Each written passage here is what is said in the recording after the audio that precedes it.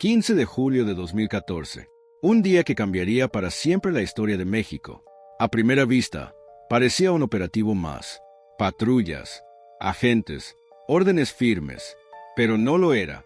Más de 50 denuncias habían empujado a las autoridades a hacer algo que durante décadas nadie se había atrevido.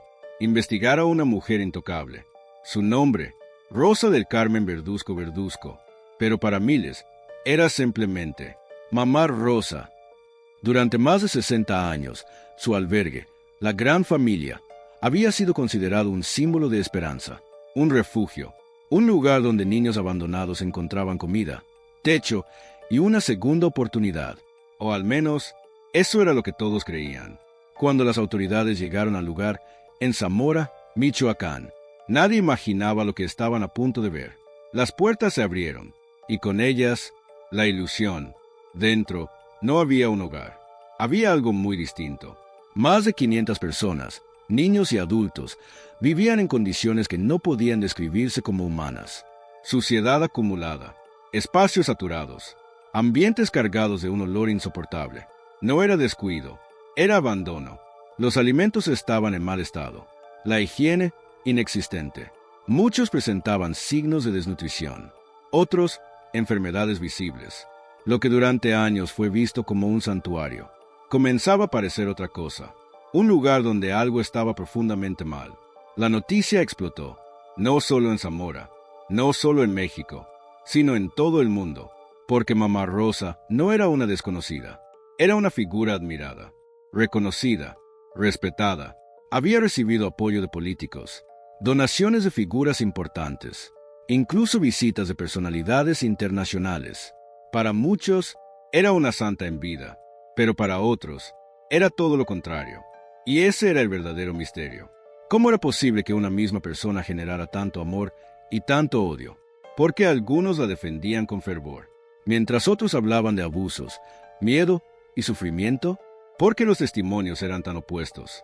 La respuesta no estaba en la superficie, estaba dentro de ese lugar, detrás de esas paredes, donde durante décadas se construyó una historia de caridad, de sacrificio, de entrega, pero también una historia que, poco a poco, comenzaba a mostrar otra cara, una más oscura, porque a veces el verdadero horror no se esconde en lo desconocido, se oculta detrás de lo que todos creen bueno. Y ese día, México estaba a punto de descubrir qué tan profundo podía llegar ese engaño mucho antes del escándalo, antes de las denuncias, antes de que su nombre dividiera a todo un país. Rosa del Carmen Verduzco Verduzco fue una niña. Nació en 1934 en Zamora, Michoacán, pero no en cualquier entorno. Creció en una familia acomodada, con recursos, con educación, con todo aquello que muchos otros niños no tenían. Y fue precisamente eso lo que marcó el inicio de todo. Mientras ella vivía con comodidades, veía algo que no podía ignorar. Niños en la calle, sin comida, sin hogar, sin nadie. Esa diferencia le incomodaba, le dolía, no lo entendía. ¿Por qué unos tenían todo y otros nada? Esa pregunta se convirtió en una idea, y esa idea en una obsesión. Desde muy joven, Rosa sintió que tenía un propósito: ayudar, cambiar esa realidad, hacer algo que nadie más estaba haciendo. Pero su entorno no estaba de acuerdo. Su familia era estricta, tradicional, con expectativas claras sobre su futuro. Se esperaba que siguiera un camino definido, ordenado, sin desviaciones. Pero Rosa no encajaba en ese molde. Hay historias que cuentan que, durante su adolescencia, se enamoró de un joven de clase baja, un peón. Para su familia, eso era inaceptable. La relación fue prohibida, cortada de raíz. Y ese fue otro punto de quiebre. Rosa entendió algo en ese momento, que su vida no sería como la de los demás. Tomó una decisión, una promesa. No se casaría, pero sí tendría hijos. No biológicos, pero sí bajo su cuidado. Y así comenzó todo. Un día, caminando por las calles de Zamora, encontró a un niño. Tenía alrededor de 13 años. Vivía en la calle, solo, abandonado. Para muchos, era una escena común. Para ella, no pudo ignorarlo. No quiso hacerlo. Lo llevó a su casa, decidida a ayudarlo. Sus padres se opusieron. Decían que era muy joven, que no entendía la responsabilidad, que no era su problema, pero Rosa insistió, una y otra vez, hasta que finalmente cedieron. Ese fue el inicio, lo que empezó con un niño. No se detuvo ahí. Con el tiempo, comenzaron a llegar más. Niños sin hogar, niños abandonados, niños que nadie quería, y Rosa los recibía, a todos. Su casa se convirtió en un refugio improvisado, un lugar donde el espacio ya no alcanzaba, donde la situación comenzaba a desbordarse. Pero lejos de detenerse, ella avanzó. Cuando su padre falleció, vio una oportunidad, no una tragedia, una oportunidad. Convenció a su madre de comprar una casa más grande, un lugar donde pudiera continuar con su misión. Y así nació su primer albergue. Pero no era fácil, no había dinero, no había recursos suficientes. Entonces hizo lo que podía. Salía a las calles con los niños, buscaban comida, pedían ayuda, sobrevivían día a día. Pero algo empezó a cambiar. La gente comenzó a notar su labor, a admirarla. Llegaron las donaciones, comida, dinero, apoyo, y con eso, el proyecto creció. Lo que antes era improvisado, empezó a tomar forma. Compró un terreno más grande, construyó un espacio más amplio, y así nació lo que después sería conocido como la Gran Familia. Un nombre poderoso, un lugar que prometía algo simple: dar hogar a quienes no lo tenían. Con el tiempo, el albergue creció aún más. En 1947 abrió formalmente, y años después, en 1973, se convirtió en una asociación civil. Ya no solo recibían niños de la calle, también a aquellos cuyos padres no podían mantenerlos. El objetivo era claro: darles techo, educación, un futuro. Había escuela, talleres, actividades, incluso formación musical. Se creó una orquesta, una comunidad, una estructura. Todo parecía funcionar, todo parecía correcto, y el reconocimiento no tardó en llegar. Políticos, figuras públicas, personas influyentes, todos hablaban de ella, todos la admiraban. Mamá Rosa, un nombre que se volvió símbolo de sacrificio, de entrega, de bondad. Pero como en muchas historias, cuando algo crece demasiado rápido, también crecen las sombras, porque mientras el mundo veía a una salvadora, algunos ya empezaban a ver otra cosa, algo que no encajaba, algo que no se decía en voz alta, pero que estaba ahí, esperando. Con el paso de los años, la Gran Familia dejó de ser solo un albergue, se convirtió en un símbolo de esperanza, de caridad, de entrega absoluta, y en el centro de todo estaba ella, Mamá Rosa. Su nombre comenzó a trascender Zamora, luego Michoacán, y finalmente todo México. Las historias sobre su labor se multiplicaban: niños rescatados, vidas cambiadas, futuros reconstruidos. Era la narrativa perfecta, y el mundo la compró. Las donaciones no dejaban de llegar: alimentos, dinero, materiales. Pero no solo eso, también llegó algo más poderoso: influencia. Políticos comenzaron a visitarla, a tomarse fotos con ella, a respaldar públicamente su labor. Nombres importantes se sumaban a su círculo. Figuras como Vicente Fox o Felipe Calderón fueron mencionados como parte de quienes apoyaban o admiraban su trabajo. Eso la fortaleció, la legitimó, la volvió intocable. Pero el momento más simbólico llegó con una visita internacional. Durante un viaje oficial a México, la propia Isabel II pidió conocerla. No era cualquier cosa, una de las figuras más importantes del mundo, interesada en su labor. Rosa aceptó, pero puso una condición: los niños debían estar presentes, no solo como espectadores, sino como protagonistas. Quería que compartieran con la realeza, que comieran juntos, que mostraran lo que habían construido. Y así fue. Hubo música, presentaciones, una orquesta formada por los propios niños. Todo parecía perfecto. La imagen era impecable. Una mujer humilde, dedicada, rodeada de niños agradecidos. Una historia digna de admiración. Pero mientras esa imagen crecía hacia el exterior, algo diferente comenzaba a tomar forma en el interior. Porque el poder cambia a las personas. Y en el caso de Rosa, ese cambio no pasó desapercibido para todos. Su carácter era fuerte. Siempre lo había sido. Pero ahora era distinto, más autoritario, más exigente, más dominante. Ya no era solo una cuidadora, era una figura de control. En las calles de Zamora, la gente comenzó a notar comportamientos extraños. Se le veía caminar con grupos de niños. Algunos pedían dinero, otros vendían cosas, recolectaban recursos, pero no siempre de forma voluntaria. Había presión, exigencia, y cuando alguien se negaba a ayudar, las reacciones podían ser agresivas. Rosa no pedía, demandaba. Los comerciantes lo sabían, los vecinos también. Cuando ella aparecía, había que colaborar. No era una opción, era una obligación.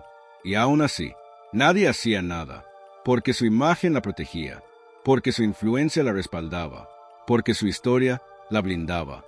Pero lo más inquietante no era lo que ocurría en público, era lo que se decía en voz baja.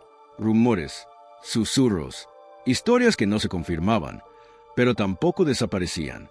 Niños castigados, tratos duros, ambientes tensos, nada concreto, nada oficial, pero suficiente para generar duda. Zamora estaba dividida. Por un lado, quienes la veían como una santa. Por el otro, quienes la temían. Y en medio, el silencio, porque nadie se atrevía a denunciar. Nadie quería enfrentarse a ella, ni a su poder, ni a sus contactos. Durante años, todo continuó igual. El albergue crecía, la imagen se fortalecía, y las dudas quedaban enterradas, hasta que un día ya no pudieron ser ignoradas. Porque cuando el silencio se rompe, la verdad siempre encuentra la forma de salir. Y lo que estaba por revelarse no solo destruiría una reputación, sino que expondría algo mucho más grave, algo que había permanecido oculto. Durante décadas, durante años, nadie habló, o al menos, nadie lo hizo lo suficientemente fuerte como para ser escuchado. Porque dentro de la gran familia, la realidad no era la misma que se veía desde afuera. Para el público, era un refugio. Para muchos de los que vivían ahí, era otra cosa. Las primeras señales no llegaron como denuncias formales.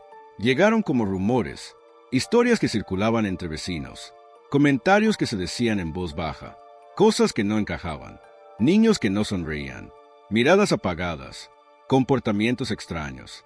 Pero nadie preguntaba demasiado, porque cuestionar a mamá Rosa no era algo sencillo.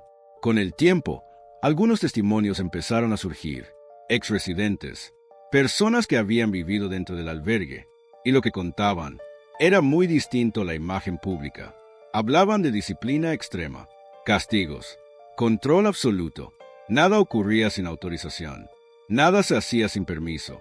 La figura de Rosa no era solo la de una cuidadora, era la de una autoridad incuestionable. Dentro del lugar, su palabra era ley. Algunos relataron que los niños eran enviados a las calles, no como actividad ocasional, sino como parte de una rutina. Pedir dinero, vender cosas, conseguir recursos, y no hacerlo tenía consecuencias. El miedo empezó a aparecer en los relatos. Miedo a equivocarse, miedo a desobedecer, miedo a hablar, porque hablar podía traer castigo. Y así, el silencio se mantenía. Mientras tanto, hacia el exterior, todo seguía igual. Eventos, reconocimientos, donaciones. Dos realidades coexistiendo en el mismo lugar. Una visible, otra oculta. Los vecinos también comenzaron a notar cosas. No solo el comportamiento de los niños, sino el de Rosa, su carácter, su forma de imponerse, su manera de interactuar con los demás. No era solo firme, era intimidante. Se movía por la ciudad con autoridad, como si nada pudiera detenerla. Y en cierto modo, así era, porque durante décadas, nadie intervino. No hubo inspecciones constantes, no hubo supervisión real. El sistema simplemente miró hacia otro lado, o eligió no ver. Y eso permitió que todo continuara, que lo que ocurría dentro se mantuviera dentro. Pero el problema con los secretos es que no desaparecen, se acumulan, y con el tiempo encuentran la forma de salir. Las voces que antes eran susurros empezaron a volverse más firmes, más claras, más difíciles de ignorar. Y finalmente, alguien decidió hacer algo, porque a veces basta una sola persona para romper el silencio de años. Y cuando eso ocurre, todo cambia. El silencio no se rompe de golpe, se agrieta, poco a poco. Durante años, las historias sobre la gran familia quedaron atrapadas entre el miedo y la incredulidad. Pero algo cambió. Las voces empezaron a multiplicarse. Ya no eran solo rumores, eran testimonios. Personas que habían vivido ahí, que habían visto, que habían soportado y que, finalmente, decidieron hablar. Las denuncias comenzaron a llegar. Una, luego otra, y otra más, hasta superar las 50. Era imposible ignorarlas. No se trataba de un caso aislado, ni de una exageración. Era un patrón. Las acusaciones apuntaban a lo mismo. Condiciones extremas, maltrato, control, historias que coincidían entre sí, a pesar de venir de diferentes personas, de diferentes momentos. Eso fue lo que encendió las alarmas, porque cuando múltiples relatos encajan, la posibilidad de que sean ciertos crece. Las autoridades ya no podían mirar hacia otro lado.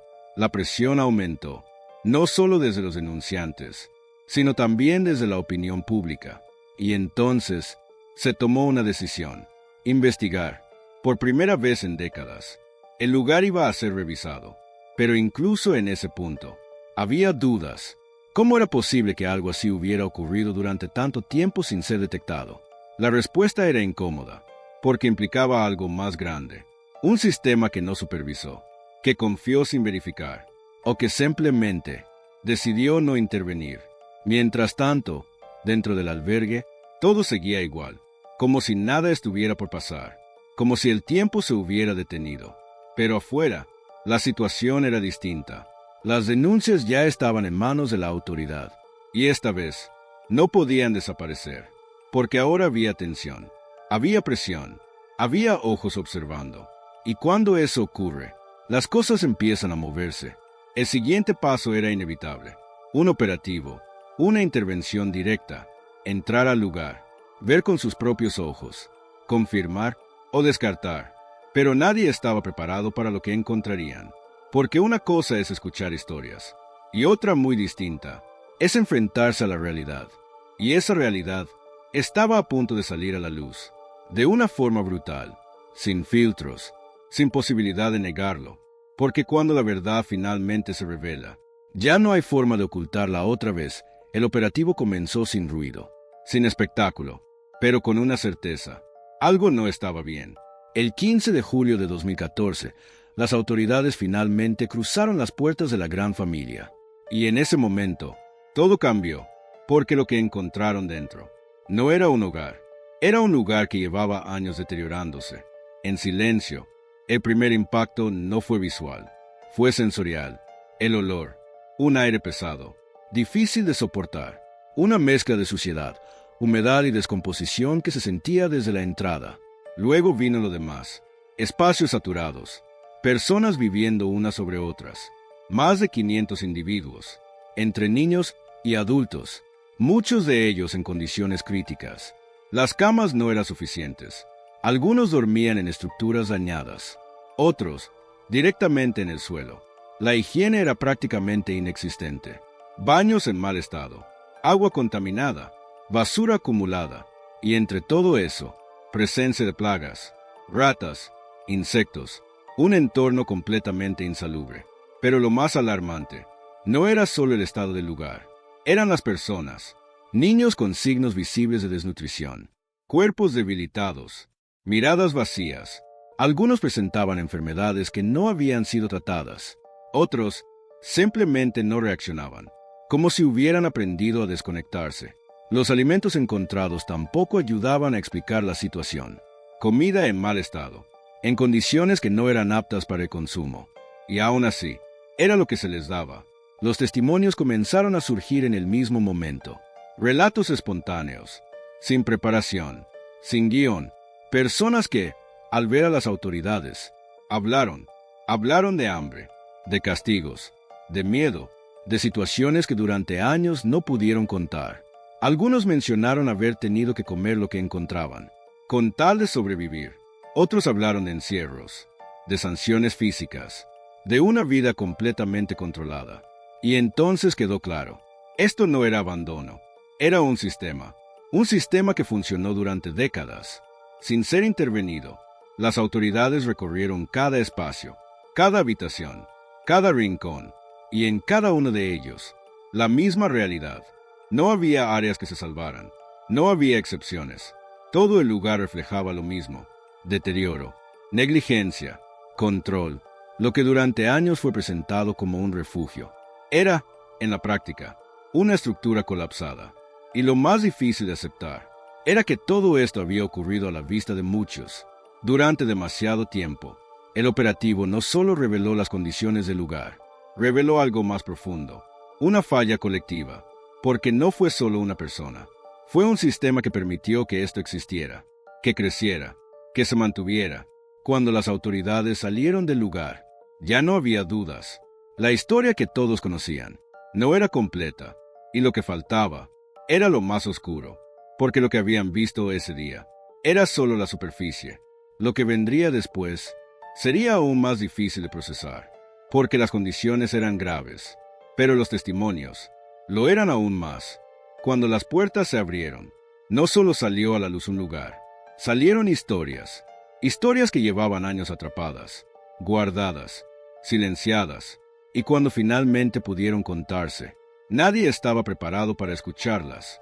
No eran relatos organizados, no seguían un orden, eran fragmentos, recuerdos, pedazos de vida, pero todos tenían algo en común: el miedo. Muchos de los que vivieron en la gran familia hablaban de una sensación constante, la sensación de no poder decidir nada: cuándo comer, cuándo dormir, cuándo hablar. Todo estaba controlado. Las reglas no siempre eran claras, pero las consecuencias sí. Quienes intentaban desobedecer aprendían rápido. Algunos mencionaban castigos, encierros prolongados, aislamiento. Otros recordaban la humillación, el trato duro, la forma en que se les hacía sentir inferiores.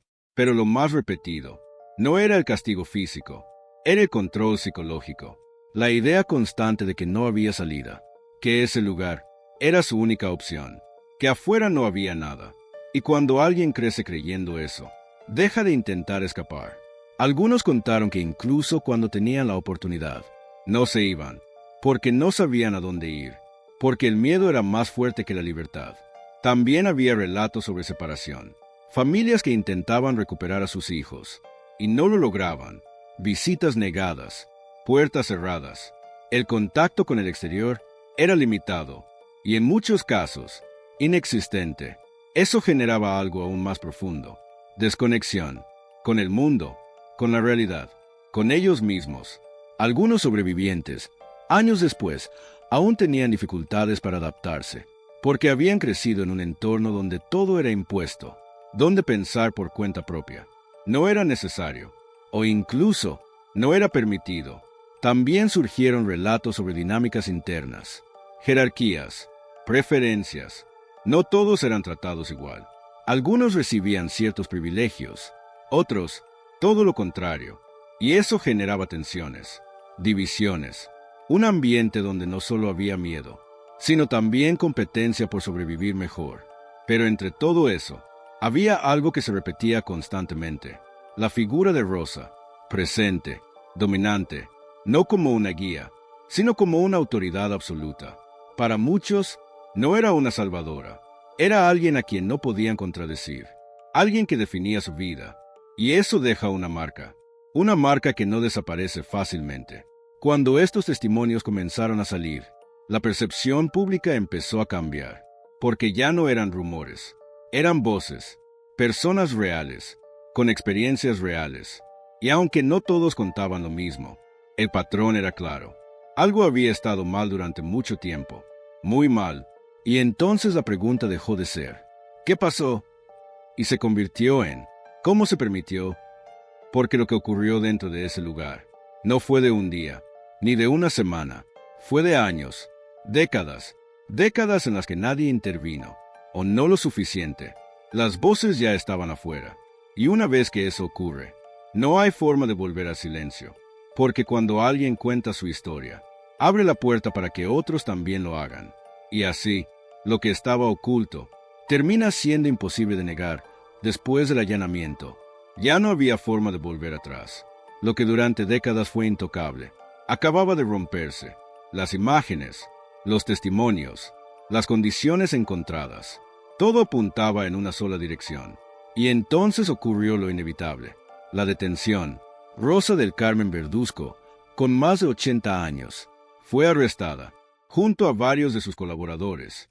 La mujer que por años fue vista como una protectora, ahora era señalada como responsable. El impacto fue inmediato.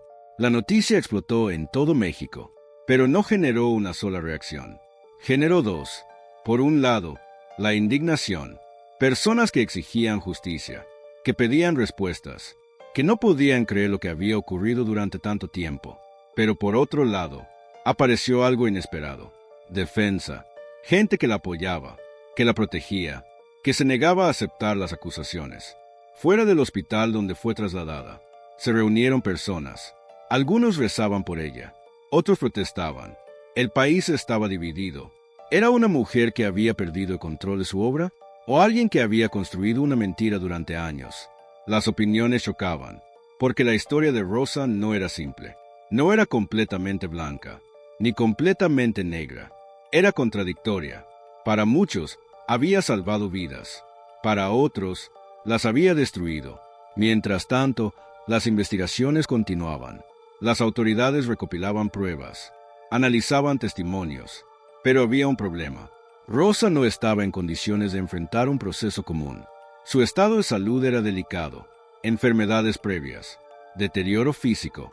Eso cambió el rumbo del caso, porque, a pesar de todo lo encontrado, no fue procesada como muchos esperaban. Fue liberada, sin cargos formales en su contra. La decisión generó aún más controversia. Para algunos, era una injusticia.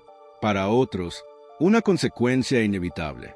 Pero lo cierto es que no hubo una resolución clara. No hubo un cierre. Y eso dejó algo más peligroso que una respuesta incorrecta. Dejó dudas.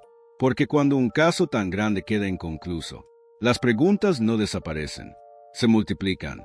¿Qué pasó realmente dentro de ese lugar? ¿Quiénes eran responsables? ¿Hasta dónde llegaba la verdad? Y sobre todo, ¿por qué nadie pagó por ello? La caída de Mamá Rosa no fue un final. Fue el inicio de algo más complejo. Una historia sin resolución. Un caso que dejó heridas abiertas. Y una sensación difícil de ignorar. Que la verdad no siempre es suficiente para que haya justicia. Después del impacto, del operativo, de las detenciones, lo que vino después fue algo que pocos esperaban. Silencio. No un silencio absoluto, sino uno más inquietante. El silencio de la falta de respuestas. Rosa del Carmen Verduzco no enfrentó un juicio como muchos imaginaban. Su estado de salud cambió todo. Fue trasladada a un hospital, vigilada, pero no procesada. Mientras afuera, la discusión no se detenía. Unos pedían justicia, otros pedían compasión. El país seguía dividido. Y en medio de todo eso, el tiempo pasó. 2 años, hasta que, finalmente, llegó el desenlace. Rosa murió, a los 84 años, tras un deterioro progresivo de su salud, sin condena, sin sentencia, sin una verdad judicial definitiva. Y con su muerte, muchas respuestas se fueron con ella. Pero el caso no terminaba ahí, porque no estaba sola. Había más personas implicadas, colaboradores, encargados.